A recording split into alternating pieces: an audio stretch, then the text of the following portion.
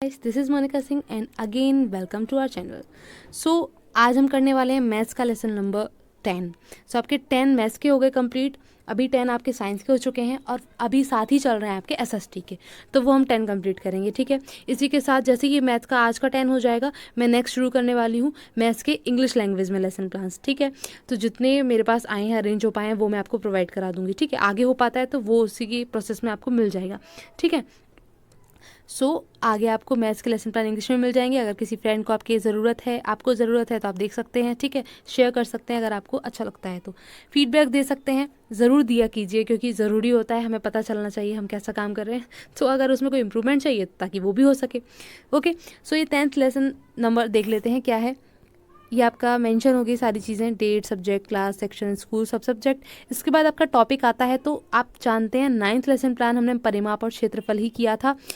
मैंने आपको बताया था कि एक ही टॉपिक से 2 लेसन प्लान बना सकते हैं, आसानी रहती है, अच्छा रहता है, आपका जो कनेक्टिविटी है वो बनी रहती है एक लेसन प्लान के अंदर। ठीक है, आप क्वेश्चन अच्छे से बना पाते हो। परिमाप और क्षेत्रफल का आधा पार्ट है, वो हम इस लेसन नंबर में करने वाले हैं, पेरीमीटर एंड एरिया। आगे आपका आ जाता है जर्नल ऑब्जेक्टिव्स। तो जर्नल ऑब्जेक्टिव्स आप जानते हैं हमारे सेम रहते हैं, लेसन नंबर जितने भी होंगे, एक ही सब्जेक्ट के 20 लेसन प्लान हम बनाते हैं, उसमें जर्नल ऑब्जेक्टिव सामान्य उद्देश्य हम सेम रखते हैं, क्योंकि हमारा जो सब्जेक्ट है पूरी साल चलता है, लॉन्ग टर्म का होता है, तो हमारे सामान्य उद्देश्य भी उसी तरीके से चेंज नहीं होते, पूरे साल सेम ही रहते हैं। ठीक है, इसके बाद स्पेसिफिक ऑब्जेक्टिव आ जाता है, तो जैसे ही आपका टॉपिक चेंज, आपके specific objective change, short term होते हैं। ठीक, ओके, आगे फिर आते हैं आपके टीचिंग एड। टीचिंग एड में हमने बताया आपको, हम चॉक, डस्टर, ब्लैक बोर्ड, ये टीचिंग कॉमन एड है, ये यूज़ नहीं कर रहे, मतलब यहाँ मेंशन नहीं कर रहे हैं, यूज़ तो कर रहे हैं, सॉरी मेंशन नहीं कर रहे हैं। ओके, हम यहाँ जो बाकी हैं टीचिंग एड्स, वो उनको यहाँ मेंशन कर रहे हैं, जैसे कि लपेट शाम पर, जिसे रोल अप बोर्ड कहते हैं, समांतर चतुर्भुज या त्रिभुज की आकृतियाँ और वस्तुएँ, गोलाकार वस्तु समझाने के लिए ये चीज़ें हम यूज़ करने वाले हैं। आगे प्रीवियस नॉलेज में, क्योंकि हम पहले भी परिमाप और क्षेत्रफल के बारे में बता चुके हैं, तो वर्ग और आयत के परिमाप के बारे में जानते हैं बच्चे पहले से। ठीक है, त्रिभुज और वृत्त की कॉमन जानकारी रखते हैं, तो इससे रिलेट करके हम प्रीवियस क्वेश्चंस बच्चों से कर लेते हैं प्रस्तावना प्रश्न में। तो देख लेते हैं प्रस्तावना प्रश्न।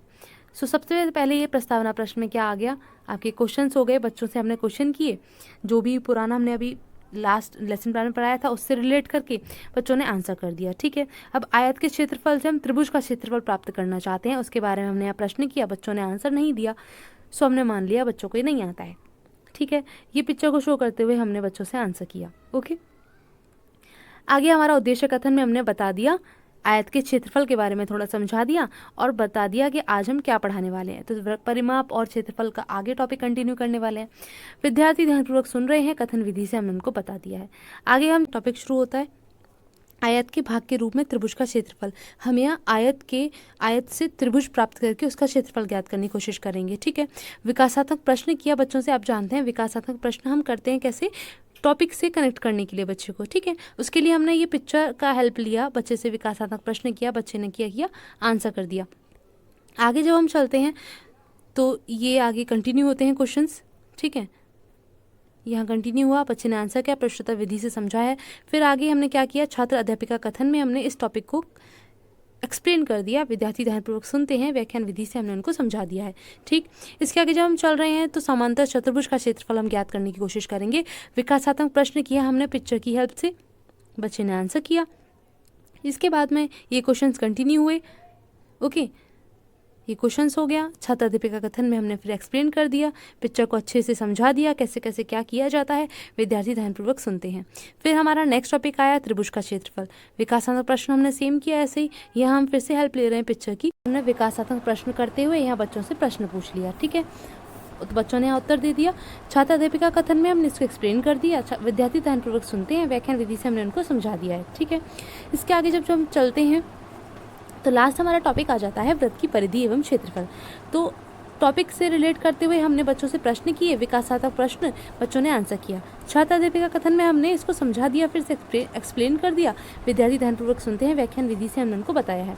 यहाँ क्या हो जाता है, ये मूल्यांकन प्रश्न आ गए। मूल्यांकन प्रश्न आप जानते हैं बच्चे ने कितना समझा, ये जानने के लिए बहुत ज़रूरी है।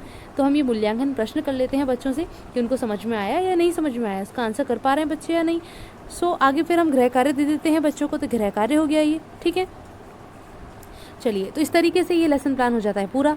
ओके, नेक्स्ट लेसन प्लान्स आपको प्रोवाइड कराए जा रहे हैं, तो अगर आपको ज़रूरत है तो आप कर सकते हैं, आपके किसी फ्रेंड को ज़रूरत है तो आप शेयर कर सकते हैं। ठीक, टेलीग्राम आपको PDF वहाँ पे मिल जाता है। सो आगे जुड़े रह सकते हैं आप। Thanks for watching.